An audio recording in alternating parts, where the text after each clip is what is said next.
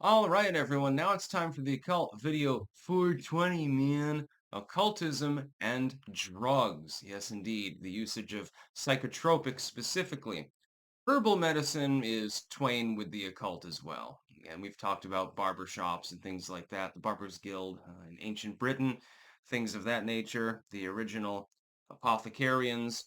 This continues basically up through, well, less than 100 years ago. Most of the prescriptions that you would get were technically organic medicine. They used to give kids cocaine, for example, for teething. They used to give people heroin. It was considered medicinal. Opium, laudanum, of course, used quite frequently back in the Victorian era. But drugs, generally, are very much tied with the occult. Let's take the example for an example of Aleister Crowley, which I've talked about in a separate video. He literally created a book called Diary of an Opium Addict, if I remember correctly. I believe that was the title. Or Opium Fiend. I can't remember exactly which one it was. Never read it, but he was heavily addicted to opioids. This was quite common, by the way, in that era. And of course, he's the father of various magical schools of thought. I've never really been a fan. As one friend put it, he died alone with a couple cans of soup, which is pretty close to the mark, actually. He was also a spy for the British, again, showing the PSYOP connection there. That being said, though, drugs have been used to alter human perception and create spiritual experiences for a very, very long time. The first evidence, for example, of the brewing of what we would consider basic bitch beer, which probably was not that tasty, but probably got the job done, comes from over 10,000 years ago. Yes, indeed. Stone implements were created by archaic Homo sapiens to brew, alcoholic beverages all the way back then. Ever since, humans have imbibed alcohol on a fairly frequent basis. Sometimes it's for medicinal purposes. Again, here's the science involved. Mediterranean cultures added a bit of wine to their water to sterilize it. Northern cultures brewed what's called small beer. And so on and so on forth. Pirates would put a little bit of rum in the water, create grog, and then, of course, they wouldn't get sick as often. This was actually a common and relatively good practice because it was the only real sanitation for the water supply that was available aboard ship. Wells would have wine dumped in them and stuff like that before drawing the water up. And you'd have like the communal pail in your home. Yeah, in Scandinavia, 1500 years ago, there'd be a pail of small beer in the room, and then people would simply draw out a flagon and they would dump it down. Of course, the better brews were reserved for barkeepers, generally speaking. And so that's just one example. You look at the Siberian shaman that would, generally speaking, this is a fascinating story, by the way. The Siberian shaman realized that people were drinking reindeer piss in order to get high off them. They would eat the Amanita muscaria mushroom, and the reindeer would jump around and get high, and then they would piss. At some point, and I don't know exactly how they discovered this, and probably don't want to know why, probably someone ate the yellow snow. They realized that the reindeer had digested the muscarine within the Amanita muscaria mushroom and excreted something that only contained muscimol for the most part. And they would have a psychedelic experience. And they're like, wow, this is some great shit. And so people were feeding Amanita mushrooms to the reindeer, letting them run wild for a while, and then they would wait till they pissed, and then they would drink the piss in order to get high and have spiritual experiences. This is partially responsible for the story of Santa Claus's flying reindeer, by the way. There's a reason why Santa Claus wears red and white in popular folklore. It's not entirely based on the ancient Turkish saint. Part of it has to do with drugs. Eventually, the shaman realized, hey, we can corner the market on this shit. You're no longer allowed to feed this shit to your reindeer. We'll do it for you. were your priests. And so they would ingest the mushrooms and they'd get, wasted off of those. And then people would drink their piss as effectively a form of pagan communion, actually. There's a story from, I believe it's ancient Scythia, that they would form huts and they would light marijuana in those huts and they would collectively get high. This appears to be a fairly common practice in other cultures as well, where that was, evident. In certain Native American tribes, they would smoke the peace pipe. Now, the peace pipe wasn't necessarily just tobacco. I'm just saying. Datura does grow in some of those areas. Datura being another big one. Ancient folklore from Europe details the creation of certain witch ointments, so to speak. Witches would anoint themselves with ointments and then, go flying off through the air and stuff like that. Sometimes this would involve uh, solanine from nightshade. Sometimes it would involve datura. Sometimes it would involve both. Um, those witching ointments, both in Europe and in what became the United States and Canada and places like that, were quite commonly used. Now, of course, these are deliriums. These will cause you to become delirious. If you anoint yourself with an extract of datura and nightshade, you probably will feel like you're flying because you're going to be having hallucinations. This formed part of the witch lore of both the New World and the World at the same time. It worked its way into both. You have, by the way, very, very fascinating. Do you know King James, who was lettered, who wrote demonology?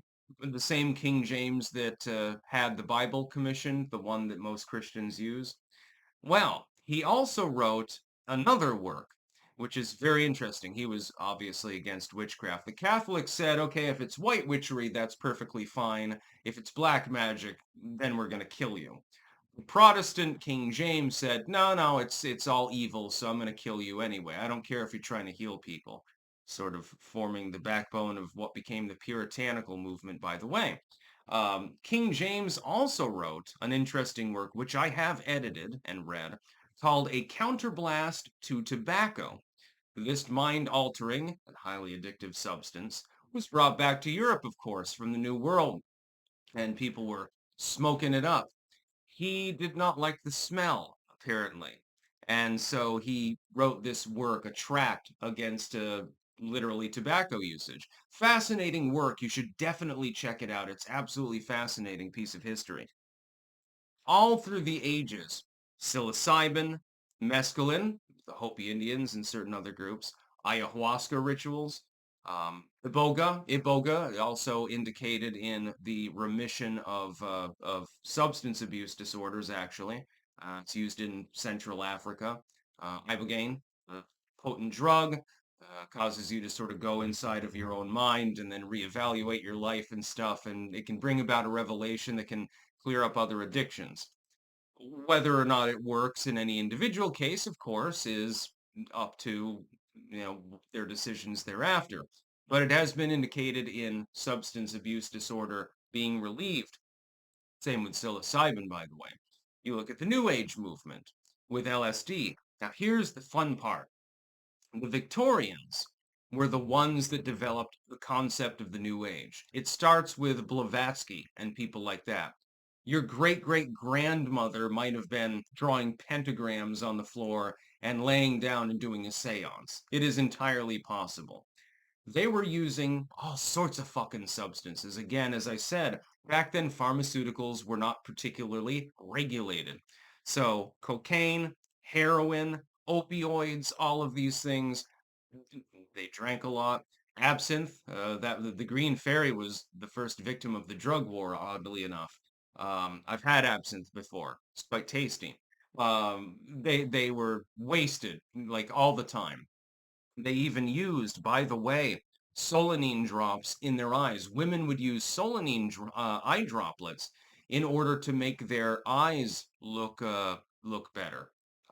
It would cause their pupil to dilate, and so for some reason they considered this more attractive.